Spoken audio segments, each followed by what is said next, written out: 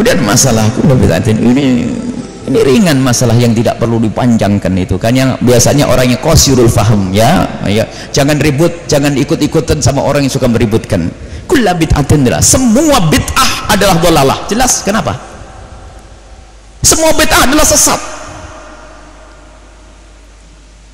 Cuman yang dimaksud bid'ah itu apa sih? Yang dimaksud bid'ah oleh Rasul itu apa? Ada dalam bab usul fikih ada tahqiqul manat sama tangkihul manat. Yang dimaksud bid'ah itu apa sih yang diinginkan Nabi? Siapa yang tahu keinginan Nabi? Apa yang dimaksud bid'ah itu? Apakah semua yang baru? Itu bid'ah menurut bahasa. Kita perlu bid'ah menurut syar'i itu apa sih? Maka para ulama selalu membuat sebuah definisi. Definisi itu bid'ah apa? Bid'ah itu bukan semua yang tidak pernah dilakukan Nabi itu adalah bid'ah syariah, bukan. Jadi ada definisi, maka ulama faham, cerdas membuat definisi bid'ah. Jadi kalau bid'ah lughawiyah itu terbagi 5. Bid'ah menurut bahasa, sesuatu yang baru, ini ada hukumnya yang wajib, ada hukumnya yang sunnah, ada hukumnya yang makruh, ada hukumnya yang haram, ada hukumnya yang mubah. Bid'ah lughawiyah, bid'ah menurut bahasa, hal yang baru. Tapi kalau bid'ah syariah, bid'ah menurut syariat, kullu dhalalah, semuanya adalah sesat. Lah bid'ah syar'i itu gimana? Ada definisinya. Maka yang berani mengatakan ini bid'ah, tahlilan bid'ah, tawasul bid'ah, tanyakan definisi bid'ah menurut ente apa. Paling bisa ngomong semua yang tidak pernah dilakukan Nabi Muhammad adalah bid'ah. Jangan enak, ente naik mobil. Lah itu kan yang dimaksud urusan agama, bukan urusan dunia. Mana Nabi ngomong dunia? Coba Nabi ngomong urusan akhirat Pak. Kan kullu bid'atin, tidak kullu bid'atin fid dunya atau fil akhirat, tidak ada. Dari mana itu bedakan antara dunia dan akhirat? Perlu definisi. Di sini ada belasan definisi. Dan definisi yang ada bukan definisi yang sering diumbar oleh orang yang pengen membid'ahkan orang lain dengan kalimat yang sederhana. Semua yang tidak pernah dilakukan Nabi adalah bid'ah. Nggak pernah. Itu bukan definisi itu. Itu reka-reka. Makanya di dalam menjelaskan sesuatu perlu kembali kepada takrif. Apa kata ulama tentang bid'ah yang dimaksud oleh Rasulullah? Saya tidak ngerti. Tapi saya tanya ke ulama, ulama apa kata mereka? Ulama menjelaskan, jadi yang dimaksud bid'ah yang dikatakan dhalalah itu adalah bid'ah ini. Kalau bid'ah menurut bahasa jelas. Ibnu Hajar al-Asqalani mengatakan ada bid'ah yang sunnah. Sesuatu yang baru, lihat pengumpulan mushaf Sayyidina Utsman zaman Sayyidina Utsman bin Affan. Pembuatan kantor pada zaman Sayyidina Umar bin Khattab.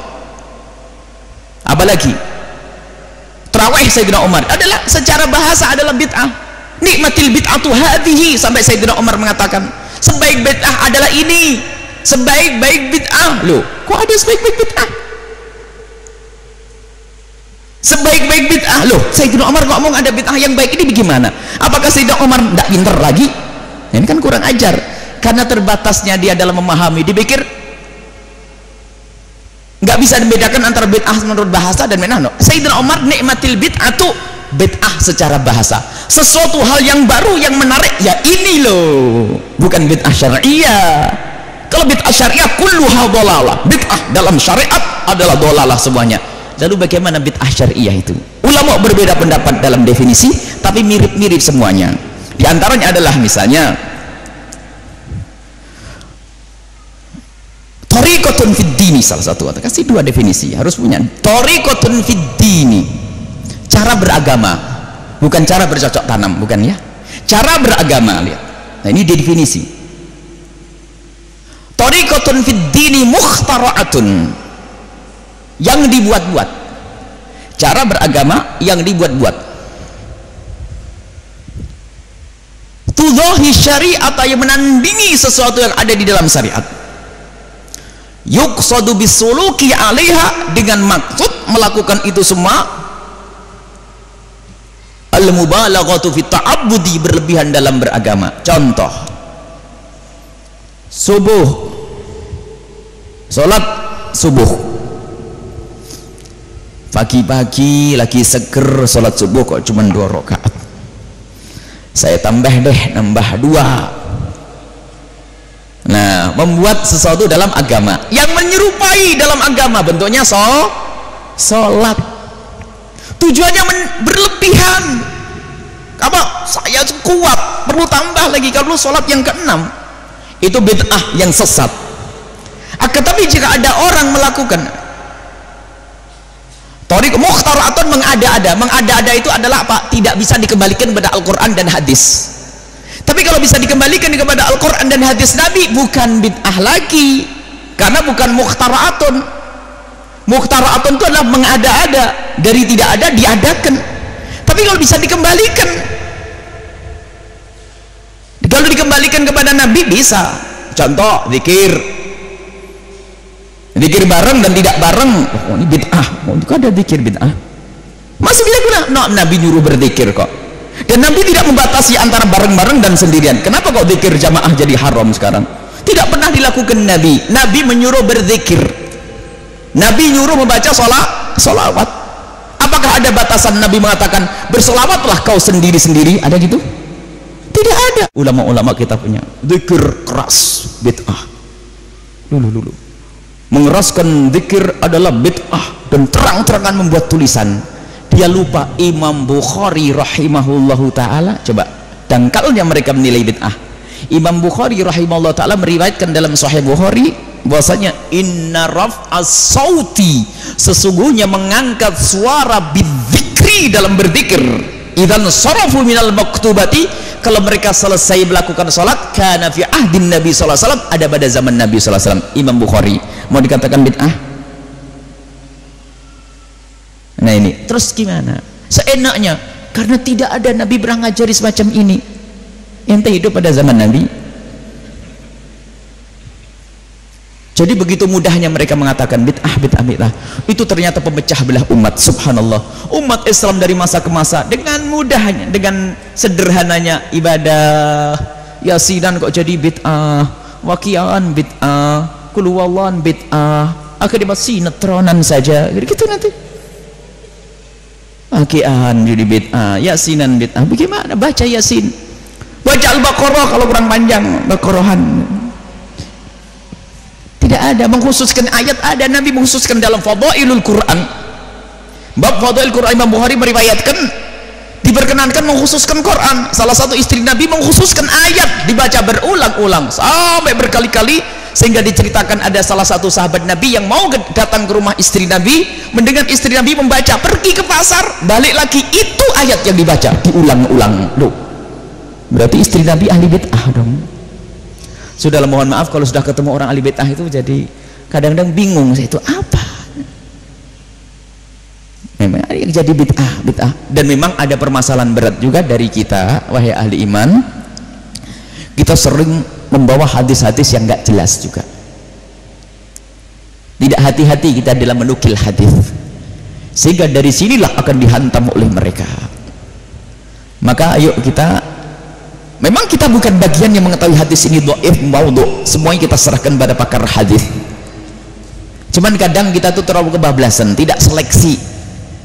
Jadi mereka kadang-kadang ada sebagian mereka itu menghantam dari hadis-hadis yang lemah. Akan tapi mereka sudah, kita tahu mereka tuh pengen dia mencari kesalahan orang lain. Kita tidak tunjuk mereka itu siapa, ya. Kalau yang merasa tidak, kita tidak menunjuk siapapun.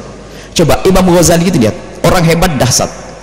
Kalau menyusun kitab seperti Ihya Ulumuddin, beliau mendatangkan hadis lemah. Memang kita akui beliau mendatangkan hadis lemah. Cuman kapan didatangkan oleh Imam Ghazali hadis lemah itu? Hadis lemah itu istisyad untuk menambah.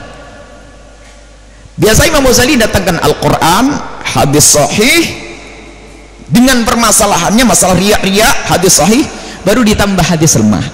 Jadi bukan yang dijadikan hujah hadis lemahnya ini, bukan. Hujahnya ayat Al-Quran dan hadis yang kuat. Cuman orang yang punya niat busuk merendahkan Ghazali, dan hadis lemah itu pun ternyata tidak disepakati.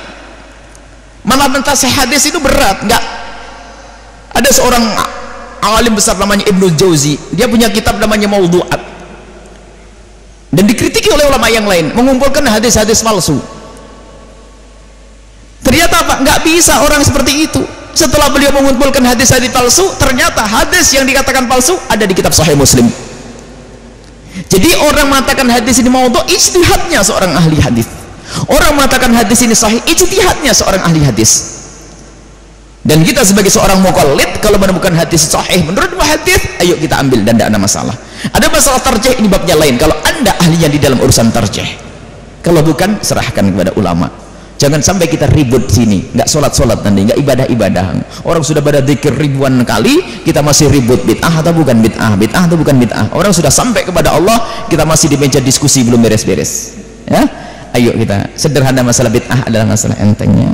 Kalau mau dijelaskan satu persatu boleh lah, ya, satu persatu. Bahkan kita ingin kepada saudara-saudaraku yang aku cintai, yang biasa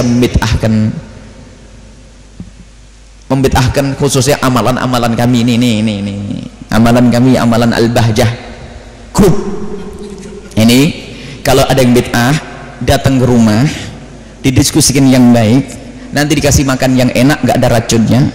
Kalau seandainya kedatangan anda harus pakai uang, saya kasih duit.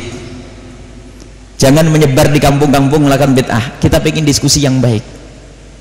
Ini loh perlunya umat ini, supaya tidak menyebar fitnah sana sini, bid'ah. Pernah kita terjadi dialog dengan salah satu orang tentang menghadiahkan pahala, katanya bid'ah. Dialog dengan satu orang, semoga Allah mengampuni kami dan mengampuninya. Pada akhir dialog sudah mengakui bahwasanya apa? Itu masalah khilafiyah. Jadi kan nggak perlu membid'ahkan kan. Ternyata di luar pun masih mengatakan itu bid'ah. Sudahlah, itu kaidah Jamal wa Intor. Misal Jamal wa Intor itu adalah onta biarpun terbang. Jadi orang itu kalau keras kepala dinasihati nggak bisa, diajak kepada kebenaran tetap susah. Ini kayak berdebat dua orang, ada onta atau burung onta jauh di atas bukit begitu. Onta atau burung onta? Kata si A onta, kata si B burung onta. Kata si A onta ini keras kepala, kata si B itu burung onta, kata si A onta. Ayo kita deketi. Dideketi nggak gede-gede, berarti kan burung onta. Kata si A tetap burung onta, tetap onta. Kata si B kecil itu enggak, yuk kita gusah dulu, digusah terbang. Kata si A yang keras kepala, biarpun terbang tetap onta, ya gitu loh. Biarpun dikasih dalil kayak apapun tetap nggak mau. Itu musibah di dalam diskusi zaman sekarang ini ya. Semoga Allah menjaga kita semuanya. Tolong jangan terlalu terpengaruh dengan yang demikian itu, jangan terlalu dituruti. Kenapa?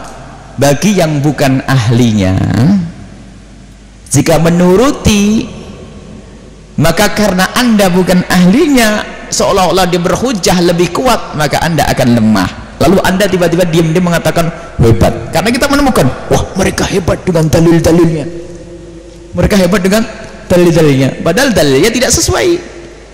Makanya jangan mudah terburu-buru. Kalau bukan ahlinya jangan berdebat. Diskusi adalah bagiannya orang yang pernah belajar. Kalau anda sudahlah, anda ikut para ulama, kalau mau bertanya tanyakan satu persatu. Barangkali yang bertanya punya masalah detail satu, dalilnya yang katakan bid'ah mana, nanti kami tunjukkan dalilnya para ulama, bukan dalil saya. Bisa datang satu-satu, tawassul, tahlil, ini apa ini, ada semuanya itu, dan tidak buat dalilnya, dalil bener ada semuanya. Jadi sudah jangan terpengaruh. Intinya percayakan kepada para ulama bahwasanya amal-amalan kita adalah benar, ada sandarannya dari Nabi Sallallahu Alaihi Wasallam.